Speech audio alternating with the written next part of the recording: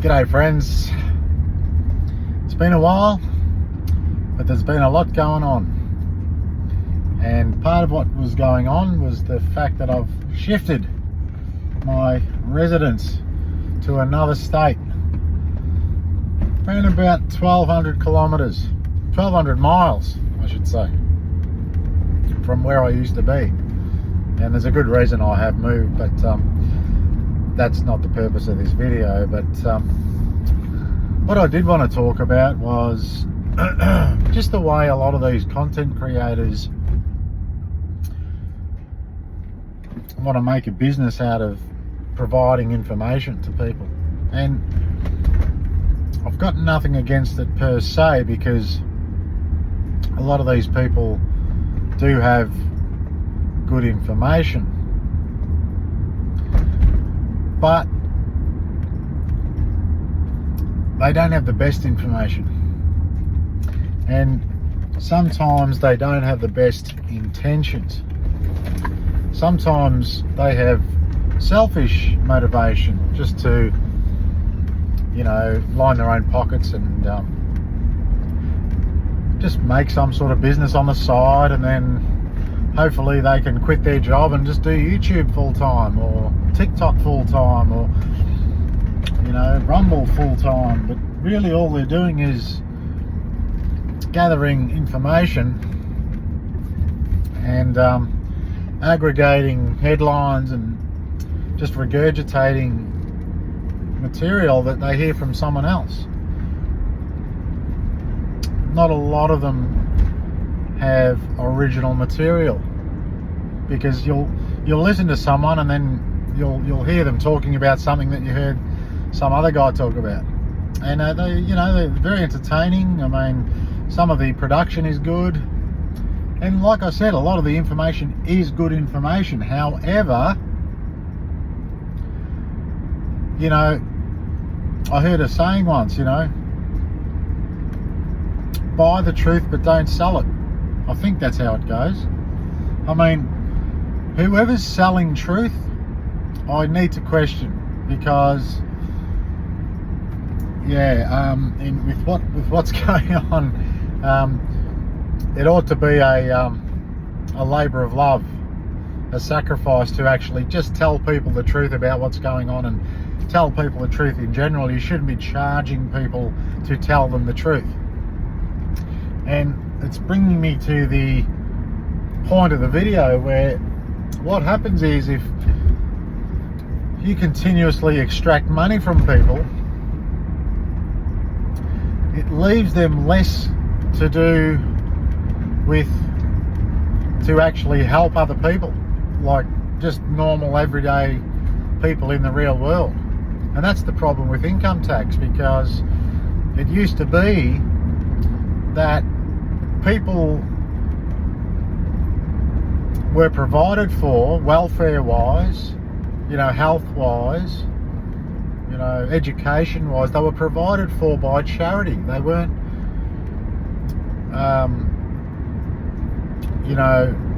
provided for by a forced tax.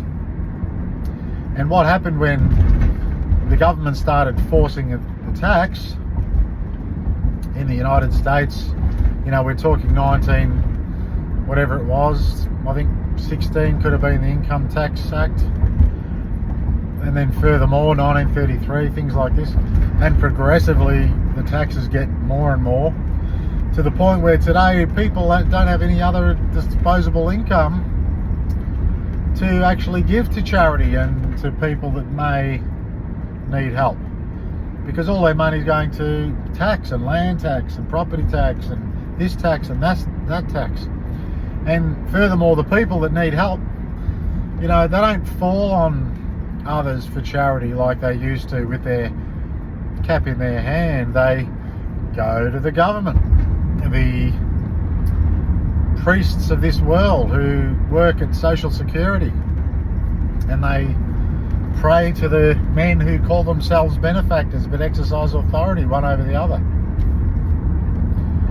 And that weakens them, that weakens the poor, because they don't need to have families anymore. They don't need to congregate with others anymore to give and receive, and so it takes them out of the loop where they can be a blessing to other people, because that's the system of faith, hope and charity, where you may receive charity at some point in your life, but a lot of the other points in your life, you're the benefactor that's providing charity for others. So it takes people out of that loop and puts them into the beast system. And so,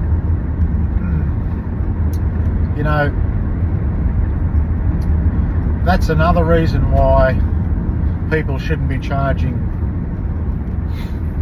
people for the truth, because it, once again, takes money away from the disposable income that people ought to be giving by charity to other people in the real world, in their real life, that actually need help, rather than some content creator who should be giving away the truth for free. But ultimately they don't have the full truth, because if they did, they would be gathering together with others, and they would be finding who needs help, and they would be asking people for money to give to those people that need help, not to line their own pockets and make a big YouTube business. Once again, not that there's anything really wrong with it, but it's not like it's, the best thing that they could be doing, asking people for money to tell them the truth, which they just got from someone else, probably for free too. So, but you know what I mean, we could be a little bit more wise with what we're doing with other people's money. And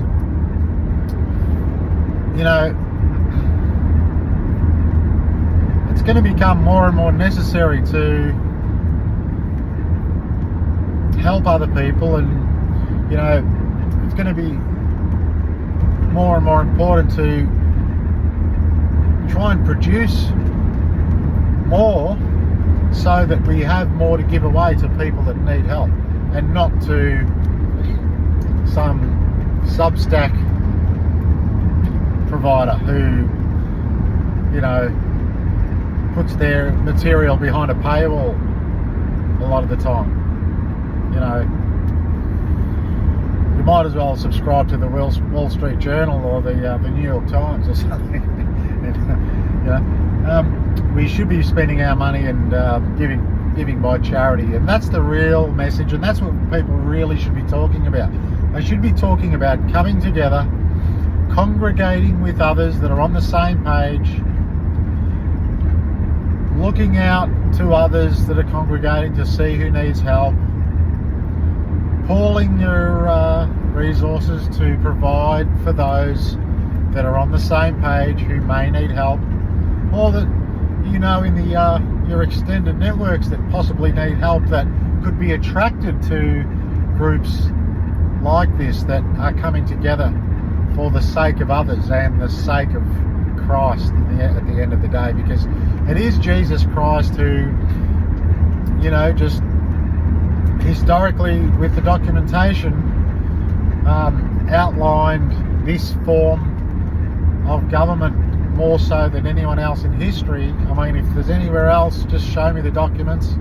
I mean, I'll show you my documents, but this system of government, which is government of the people, for the people and by the people, it wasn't Abraham Lincoln who coined that term. It was a lot earlier. I think it was Wycliffe in his Bible, at the front of his Bible, because the Bible is about the government of the people, for the people and by the people, and it's Jesus Christ who established this form of government that is outlined in the scriptures, the Bible in particular, that allows people to form a system of welfare that does not force a tax. And it's a necessary foundation of society, but it comes down to which society do you want to be a part of. And if you want to be a part of a society that operates by force, i.e. the one you're in, and you're happy with that, you don't see any moral problem with that, and you think it's okay to go and force your neighbour to provide for your welfare, well, have a nice day. I'm not really trying to force you to do anything else, because the society that I'm interested in being a part of and forming is a society that operates by faith and hope and charity, that does not force others against their will, but provides for the needy via free will offerings. And there are people that may want to volunteer to administer that kind of a society, and these would be called ministers. And we see that Jesus appointed these ministers for that very purpose.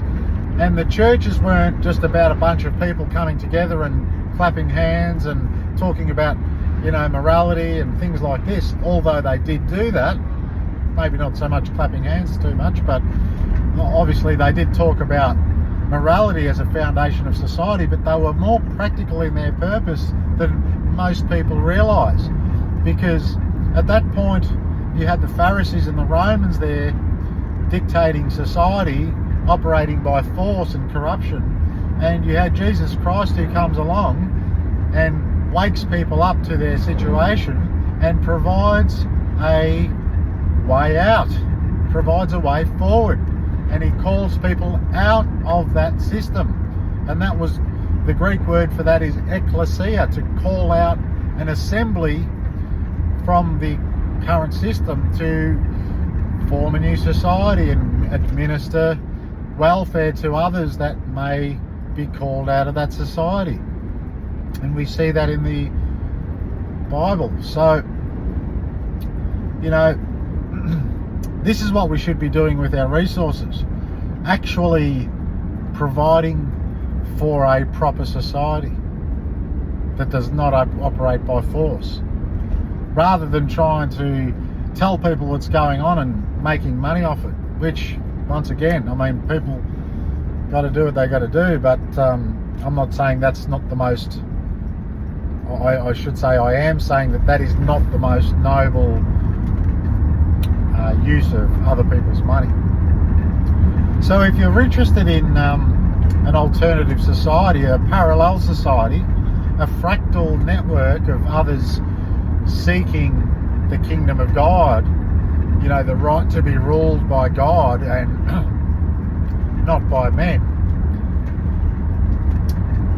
people who want to come together with like-minded people that actually are going to be looking after each other in the times ahead, not just extracting money from strangers because you tell them the truth. If you want to be part of something like that, you can be. You go to www.preparingyou.com, you find a minister in your area. In Australia, that'd be me. There's others in Australia that are getting this message, but it's still fledgling here. There are more ministers in the United States and in certain other parts of the world, but mainly in North America there are other ministers. So we congregate once a week. We'll get on a call once a week and we'll talk about things that are going on, but we'll also talk about who needs help, and we'll do our best to provide for that. So it's not about what you can get, it's about what you can give, and it's about what you can do to serve others, because we can see that Jesus didn't come to take, he came to give, came to serve, and that's the attitude that we should be having. What can we do to help others, with the hope that we may be helped one day if we need it also.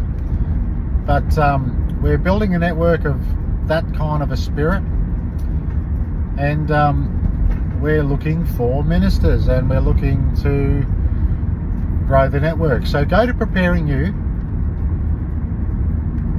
have a bit of a read of what the concept is, and I I'm just scratching the surface here, but there's a section to the left called books. You just read those books. I mean, just invest a week of your time and you'll find something out that you've never seen before. You'll understand what Jesus was really talking about. You'll understand the Bible more than you've ever understood it. I mean, I studied the Bible for 20 years before I realized that I really didn't know what it was really talking about. And the Bible is about government, and it's about self-government. Okay, so read the books there, and yeah, you'll see that not only will you understand what the Bible is saying, you'll understand really where we've been led astray. And a lot of people blame the Roman Catholic Church, and I can see why. And a lot of people blame the Jews, and I can see why. And if you want to see the crux of how those two groups of people have deceived us, no other document will explain it better than what you'll see it preparing you. And there's actually a few documents there in the form of short books, and if you read those books, you'll see how these groups have deceived us more than anything else you've ever seen. You know, we all know about the obvious ways they deceive us through the media. We can see how the banking system has, you know, maybe deceived us in a way where it's not really forthcoming with the way that it steals your money via inflation and all these type of things. We know the we know the obvious ones, but nothing gets to the crux of how these two organisations have deceived us and are the real foundation of the problems of this world than the documents you'll see it preparing you. That's why I'm really coming to you today. So you'll spend a bit of time, you'll read the books, and when you see there's actually one concept in particular, which I mean I can explain it to you, but I'd rather you see it for yourself, because it takes a bit of time to grasp it and get your head around. It takes a bit of context. In fact, there are 3 books I want you to read, and you won't really get it probably until you finish the final book, because it takes a bit of groundwork and a bit of foundation of understanding to show you how deep the deception is. But when you see it and you see how it's been operating in the world, and you'll see what it's been hiding, in particular this system of charity and the way government should work, you'll be really glad you read these books, and you'll be glad that you saw this video and listened to me. So go to Preparing You, go to the book section. They're free to read online. Spend a week. They're not, you know, very particularly long books. One's called Covenants of the Gods. That's the one you should read first. The next one is called Thy Kingdom Comes. That's the one you should read next. And then the third one is the Free Church Report. Just be faithful in that direction. Don't try and read the last one first. I mean, some people try and read books from the back to the front. I mean, I know people that have done that. Fair enough. Good luck to you if you really want to do that. But if you just follow the direction, read Covenants of the Gods, read Thy Kingdom Comes, and then read the Free Church Report in that order, by the end of it, you'll see what I'm talking about. And I'd be really happy if anyone who did that dropped it in the comments. I'm sure most of you won't, because people are busy, or, you know, people can be a bit lazy or whatever. But anyone who does that, just contact me in the comments and let me know how you went. I'd really be happy, even if one person got to understand what I'm getting at here and what I'm talking about. So anyway, that's enough for today. It's nearly 20 minutes on the video. So good to see you all again. I imagine some of the faces that I speak with, and good to see you. And yeah, some of you I speak with offline, and we've even, some of you are even part of the network that I've been talking about. So to you others, I'd love it if at least one of you got what I was saying. But if there's others, comment down below. Also, go to Preparing You, join the network, contact me at Preparing You, and get on our weekly call and start to congregate with other people so you can be a real help to them and not just talk on YouTube and take people's money. Which, if that's where you're at right now, good luck to you. But join the network and do something more productive with your time, because we haven't got a lot of time to waste. Things are moving pretty quickly now. A lot of things are happening. The world could be a very different place very shortly, so we must be prepared with our neighbours and other people that are on the same page. So join the network of Preparing You, and until next time, peace.